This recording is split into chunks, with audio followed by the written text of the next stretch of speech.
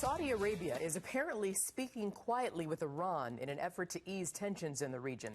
The Wall Street Journal is reporting that the Saudis' interest in better relations with regional rivals comes as Riyadh is questioning how much backing it has from the U.S. and other allies. Let's bring in John Hanna. He's a former national security advisor and senior counselor at the Foundation for Defense of Democracy. So, John, how do you see it?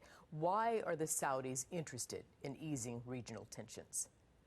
Well, hi, Arthel. Listen, I think the Saudis really are scared to death, and they're simply hedging their bets. The attack last September by the Iranians on Saudi Arabia's most critical oil facilities, I think, was a huge shock to the Saudis. They realized two things. First, that the Iranians have very advanced military capabilities that in the event of a larger war could probably bring the Saudi economy to its knees. The second thing they realized is the United States might not ride to the Saudi rescue. The American response to that attack on Saudi oil facilities was very, very minimal. And that, in fact, represents a dramatic reversal from over 40 years of American national security policies that said that Persian Gulf oil was in the vital national interests of the United States and something we'd be prepared to defend by all means necessary, including military force. So, John, does that dilute or undercut U.S. power in the region? Well, yes. Listen, if Saudi Arabia, this is America's most important Arab ally, is beginning to reach out to the Saudis diplomatically to try and reduce tensions in the region, that does potentially have the effect of undermining an American strategy toward Iran that is entirely premised on building maximum pressure on the Iranians to try and force them back to the negotiating table to negotiate a better deal on their nuclear program and all their malign activities throughout the Middle East.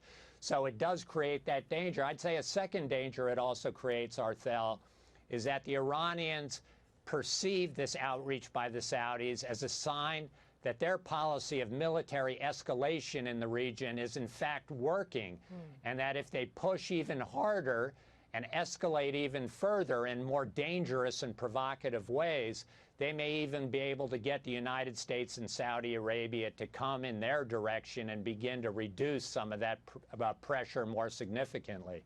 You're talking about the financial and economic pressure, right? Exactly. Right. So then with diminished power in the region, what are the consequences to the U.S. on the geopolitical stage? And could that eventually put a dent in our national security?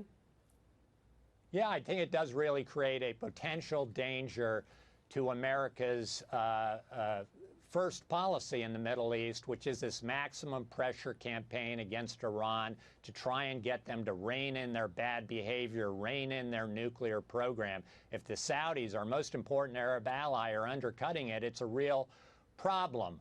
But I would say the one bright spot in all of this is that after that attack in Saudi Arabia, by some good luck, we've had massive protests break out against the Iranian regime, not only inside of Iran itself, but in its two most important beachheads in the Middle East, Iraq and Lebanon.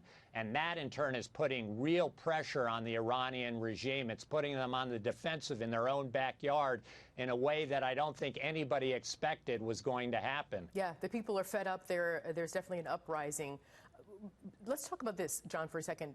President Trump seems to trust the Saudis and touts their relationship as great. But are the Saudis being duplicitous or undermining President Trump?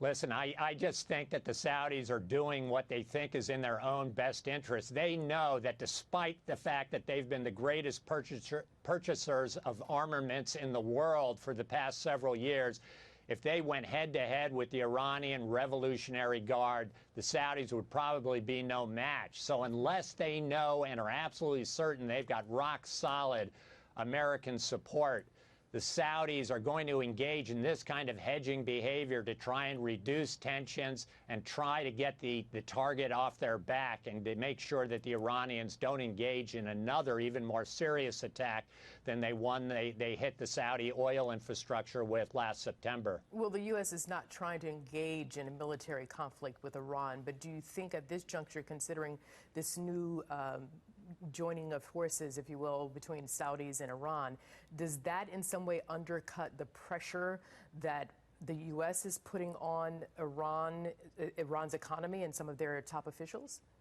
I think it could. It sends a mixed message when what we want is a really solid coalition, diplomatically, politically, financially, that's putting maximum pressure on the Iranian regime to force them to rein in their behavior. Again, I think there's some danger here that when they see the Saudis coming their way, the Iranians are going to miscalculate, believe that they're winning, they can push harder, and they only need to escalate further to try and get some kind of sanctions relief. I don't think President Trump will give in to that, but it does create a certain danger that the Saudis eventually will overreach.